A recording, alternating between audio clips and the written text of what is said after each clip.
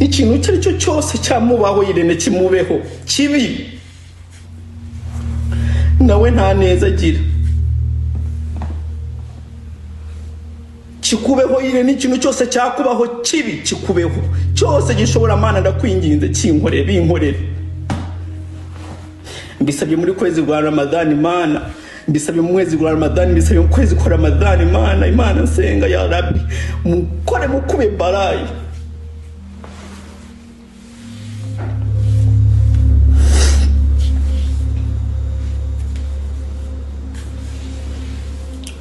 mumpanire muhane Mana muhane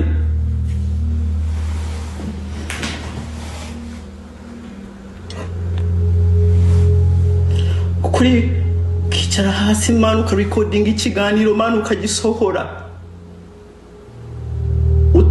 utambajije utazi ibintu ukuntu birimo biragenda urabizi ibyo nkora nibyo nkora Irene uzi ukuntu nkora uzi ukuntu mbayeho uzi ukuntu nganira uzi ukuntu ibintu ntatinyuka uzi ibintu ntakora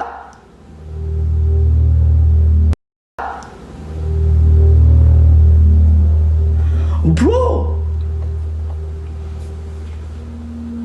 ukifata bro ugasohora ikiganiro barimo baravuga ko jewe barimo baravuga ibintu nk'ibyo barimo baravuga ibintu nk'ibyo man umuntu wakubaniye neza muri aya mahanga waje nta muntu uzi usanga Ddumba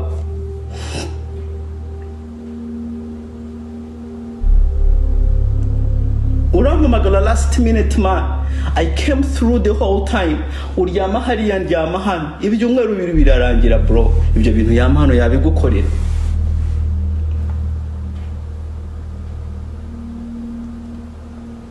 Mana ndateka nteka ibiryo wariye bro muri aya mahanga ahangaha muri Canada bro uje usanga jewe man uje usanga jewe man bagakuri ikiganiro uzi ko bandeze muri ribu utazi ukuntu bimeze Irene iyo nza kuba n'umunyamafuti iyo nza kuba narakoze ibyo bintu pazo ntabwo bari kuba bamurekuye ni washatse kumenya ibyo bintu ukuntu byagenze ikiganiro kikarebwa n'abantu 400 everybody iyo bumvishe izina Ddumba they pay attention bamuvuzeho iki nawe uba wabikoze mwana afite impano ngiye mvugira ku karubanda bro umutipe twari tuzi kuri mwana agiye wenda no kumwereka abantu guess what umwana yaragarutse imbere ya kamera aje kureba Irene uza amagambo yamubwiye ngo ihangana uzaririmba waratahutse u Rwanda rufite impano nyinshi cyane uzaririmba iwanyu muri Kongo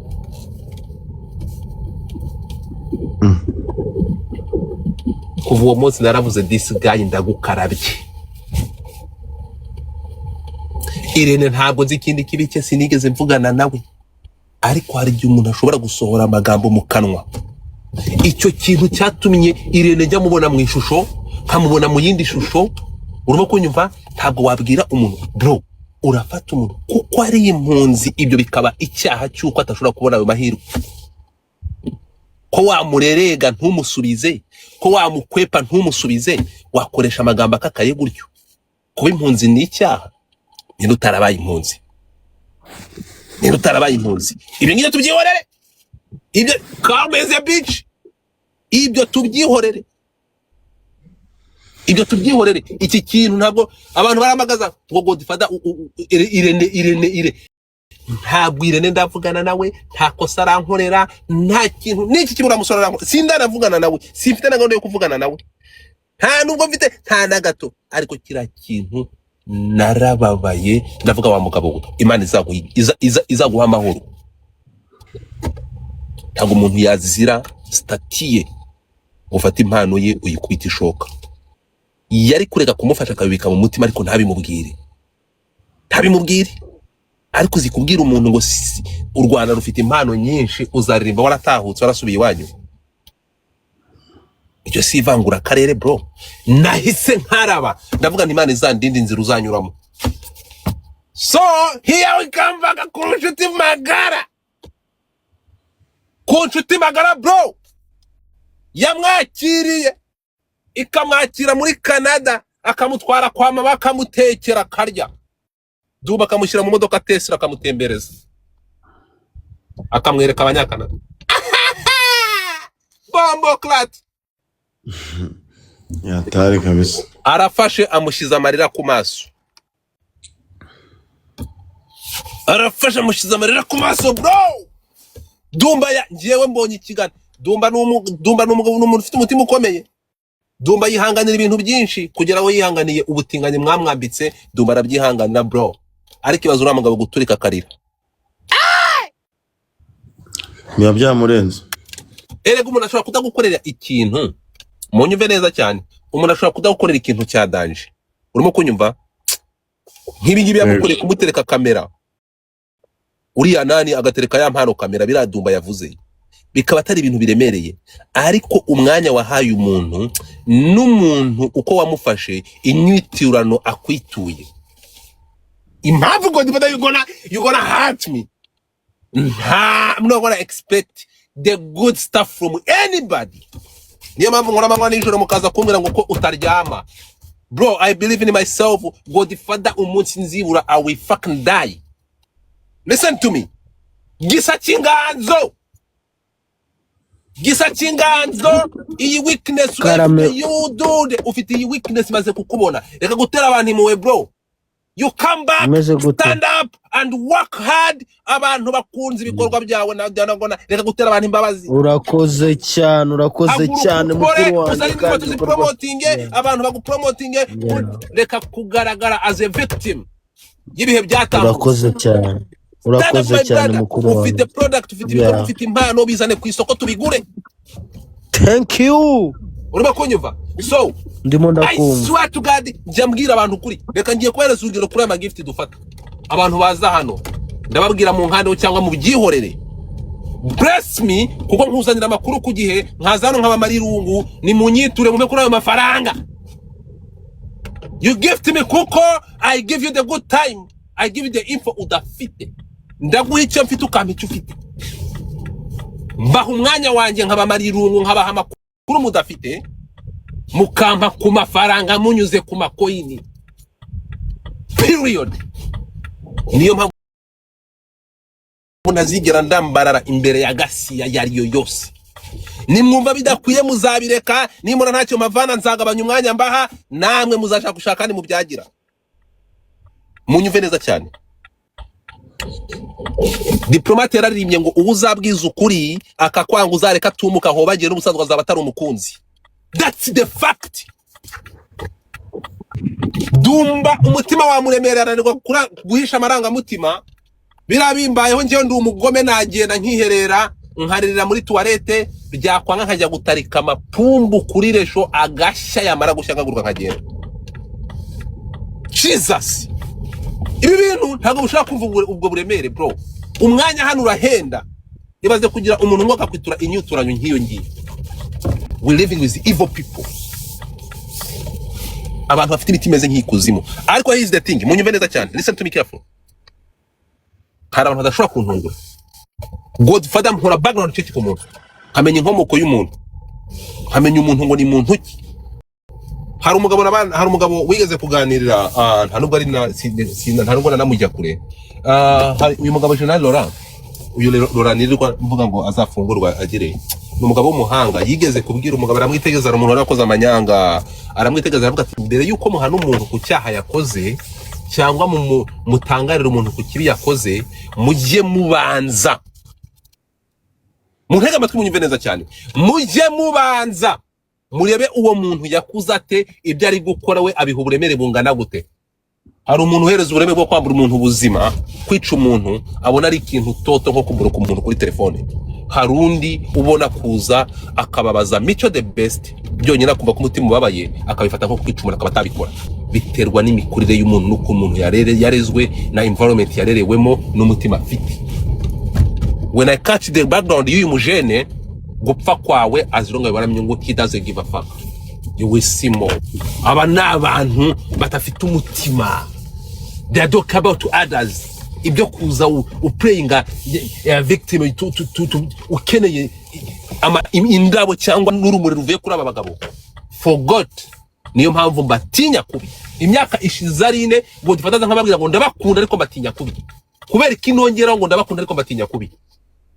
Muratinyitse. Mbitse ibintu byinshi. Reka nze nkubwiza ukuri, igihe cyose wafashe inyungu zawe ukareka indangagaciro z'ubumuntu, ntabwo buri kiri umuntu uburi inyamaswa. Bro, ibi byamamare babikiye amabanga menshi, bita amabanga nka Yesu muri rogi. Niyo mpamvu Godfather, buri muntu wese uramutse ugiye kureba nanjye ushobora gusanga hari ibintu byanjye byinshi. Listen to me. So aha nkababwira ngo nta kintu kintunguye, muzabona byinshi cyane. Irene watinyutse gufata niyo Bosco akamukoresha nk'igikoresho ku amafaranga y'abadiaspora kayarya ibintu niyo Bosco yaca kivugira. Yarangiza agafata umwanda akajugunya hariya. Umwana utabona amafaranga yavuye mu Burayi byose amanesi tarahari, yarangiza akajugunya hariya. Wowe Ddumba kumuza imbere umwereka ngo uraho ngo he can be a friend. Umuntu udashobora kugirira impuhwe impumyi, who are you? We ko yakugirira impuhwe, ibyo mwe mubishire aside. These they are people, they care about themselves, nothing else. It was Godfather. So bavandimwe, hey, ndakangutse nsanga mfite message n'izina ry'Imana, sanze mfite WhatsApp 212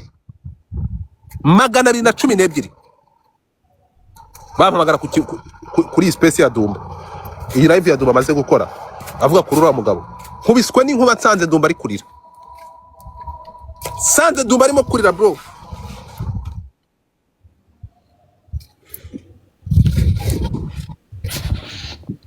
Muzima vunagira inshuti muze gusubira inyuma.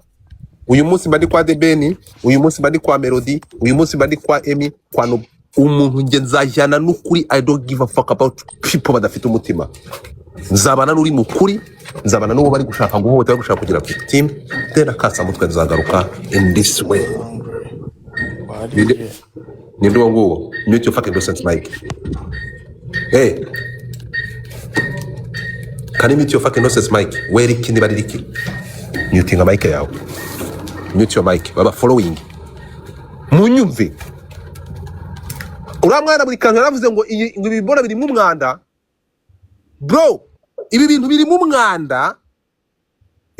mwanda, kugeza aho aba batipe bakurikiye umwe mu bahanzi bashaka kumwica. Hari ibintu bitajya bivugwa, baramukurikira ngo bamwice. Urumva ahantu ibintu bigera umuntu akumva yakwica undi.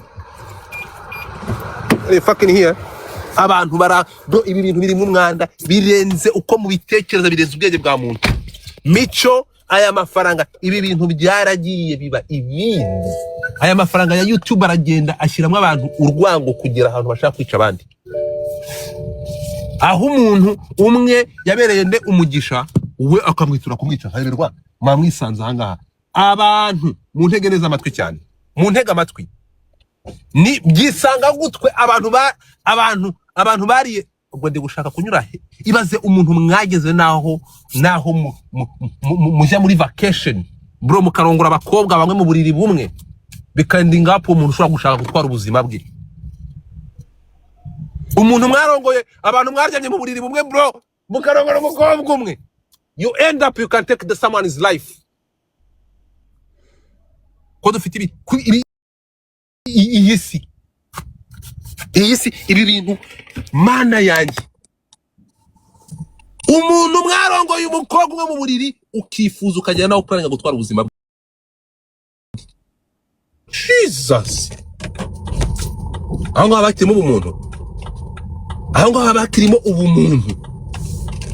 Tugarutse kuri uyu mutipe rero, those there are people bahuzwa n'ikintu kimwe, inyungu z'amafaranga. So I don't need any friendship ihagarariye ku nyungu, kuko nta business mfitanye namwe. Urimo kumva what we gonna do? Hari ibintu nshobora gushyira hano hanze, abantu bose bakabayura bakabajugunya muri gereza. So ibi ngibi byo gufata umuntu, iki ni ikibazo na weakness. yo gufata abantu ukabazana ukabiyegurira ukababaha wabo hanyuma ukespectinga mode imbuto ziba ntabwo ushobora kuvana ntabwo ushobora gukama imbwa ngo yavanemo amata y'inka ntibishoboka hari ikintu kitashobora guhereza umukamo ntabwo ushobora hari ikintu kitaguha umukamo wikwespectinga ntabwo so umutima wanjye uzansunikira gukora ikizima ariko mfite hari ibintu ujye ureba ni birebire mfite ikiriho ni kimwe kamere y'umuntu nuko duteye you let it go ukabireka bikagenda kuko namutse ngiye gushyira ibintu aba batibi ibintu bivurugamo nibo bantu bari wiki batazi guhidinga ibimenyetso by'umwanda birirwamo siko bimeze ku buryo amakuru agenda akaba yandagaye hano hanze aya masaha nakora tweet imwe yonyine ribi gakora umukwabo kuko nakuta ibimenyetso hanze ribi gahita ikora umukwabo trust me ariko se ni gute ushobora gusanga twese kwizi nkuru twazivuzeho ni gute umuntu wawe mwasangiye wakubereye umuvandimwe mugahura ushobora kugeraho umugurisha views wasanga bari gutwika ari indirimbo igiye gusohoka mutapping screen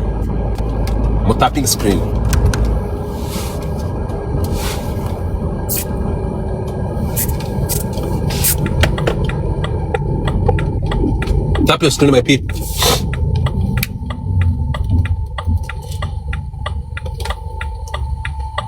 murumiwe muri kumirwa hagiye nta cyantangaje mico muzi byinshi kuturusha ko mwagiye muhura nabyo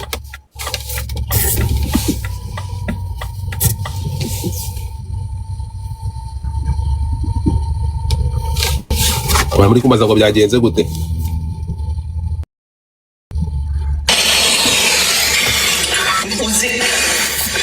uzi ko izo mpapuro mani zirara izo mpapuro zo muri ntuzi reka nzibere hatagiye izo mpapuro zo mu rubanza uzi ko kubera guhahamuka mani zirara turi ahantu ziba ziri nake hano harimo cyber report harimo impapuro zose zafungishije puzzle mani ndabirarana ndabisoma mani ndumwere byanditsemo hano mbabibona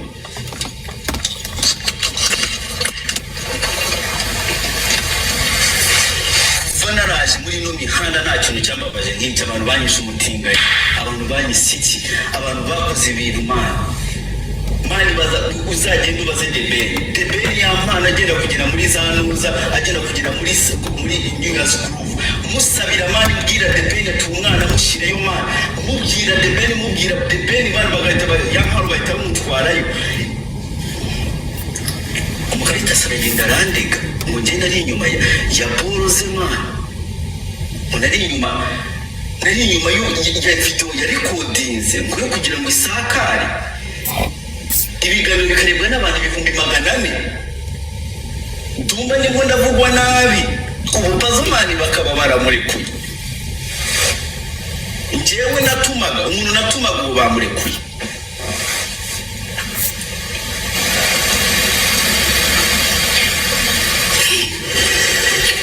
umuntu najyaga ntumubu bamurekuye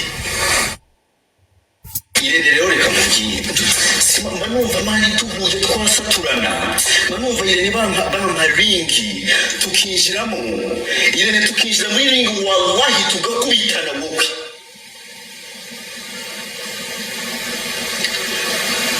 tugakubitana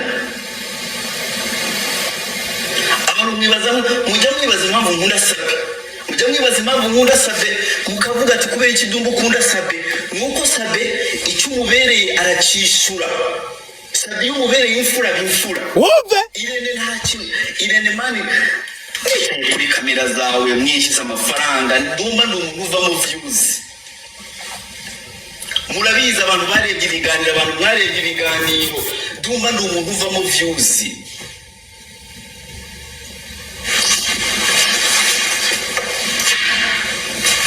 reka mbereke ikiganiro aza muri Canada ikiganiro cya nyuma twakoze urebe amafaranga aba yakivuyemo umbwire mwana umuntu aba yakwinjiriza kuri urwo rwego si ibihoda cyo kubitavuga aza muri Canada man nta kintu namukoreka mvuga ikiganiro gusa ku ibindi ntabwo nza kubivuga we Irene ngira guhaye ngo we Irene hano muri Canada cyavuyemo nibura amadolari nibura 500 abaye ari make cyangwa arenga ibindi ntabwo nza kubivuga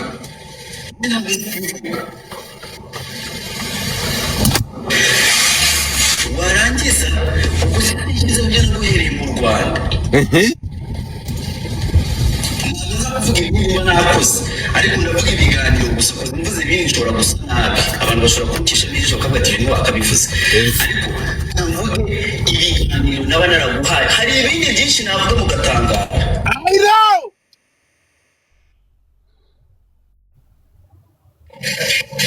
ibiganiro nawe naraguhaye ibiganiro mujya mubona ibiganiro turi kumwe na Junior Giti mujya mubona ibiganiro ndi jyenyine ibiganiro natwe bafifira ya ibyo ni ibintu byose biva mu mafaranga ukabifata ukabikusanya ukareba ingirakamaro umuntu aba agufitiye njyewe Ddumba njyewe reka mbabwire ntabwo ngira YouTube sininjirizamo njyewe Ddumba ni umuntu ushobora gufungura YouTube nkakora amafaranga nta YouTube ngira ntabwo ninjiza Ddumba hano nkorera ibintu byanjye naha kuri TikTok nahemberwa uretse ko nshimira abantu bampaye gift benshi muri no minsi nanone nibiramara n'amezi 2 nshobora kubashimira TikTok yanjye ntabwo ninjiriza amafaranga uretse ibyo mvuze Instagram yanjye niho nkwikira ntabwo ninjiriza amafaranga ntabwo njyewe niyo ndahana abantu bazamwe abantu baje mu gihe muzaba mwazanye iwanjye ngo nicaraga n'ibiryo birateka koza agateka mukajya nk'ababitiro mukajya n'ababere abanyoko ibiganiro nkabagaburira narangiza nkahita mbishyira hanze mukahita mugenda murangije kurya murangije gufata amafaranga mugahita mugenda nazindukaga mu gitondo nkasanga ubukamera buri mu rugo ubukamera buri iwanjye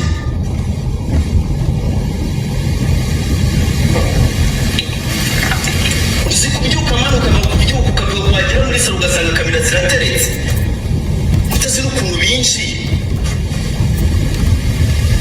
ukaba ibiganiro bro nkavuga ati nose umwana arava hano ko yagizeho umugati ko umugati yari yawuteze kuri jewe nagenda yateza ako gatransport yangezeho nagenda adatwaye ikiganiro ntabwo ase kuba hombye ukafatireka ngo ikiganiro kicara nkamubwira ufitiye topic na topic ntayo afite ukayimuha weze ukamuha topic nino umva nino ashaka gutukana ndaza gutukana nta kibazo bazabimfungire bazabimfungire gusa nanjye sifite ukuntu nakwisobanura nagira none se njyewe ko ntajya kurega ibintu nabyizanyemo mbizi ibintu nabijemo mbibona nayo ntabwo bamufunguye uko ngiye ku mbuga nsanga abasomali bamufunguye mani abasomali bamufunguye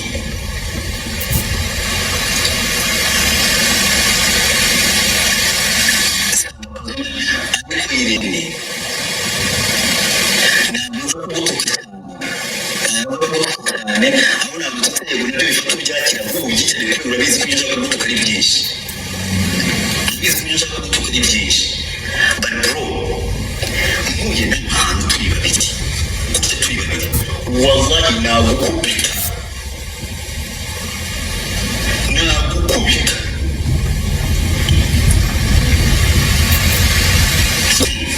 nagukubita Irene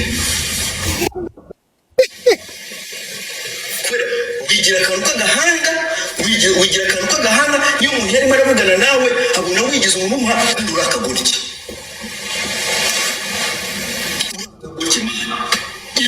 Bodi urakagoryi urakagamaberera nyoko. Ni muravuga hano barakureba bakibaza kuri umuntu muzima mana. Ni muravuga umuntu arakureba akakureba kipsi. Bro Irene uri mu bugodi bwa mbere bwabayeho ku isi. Ibigoryi bya mbere byabayeho ku isi rinurimo.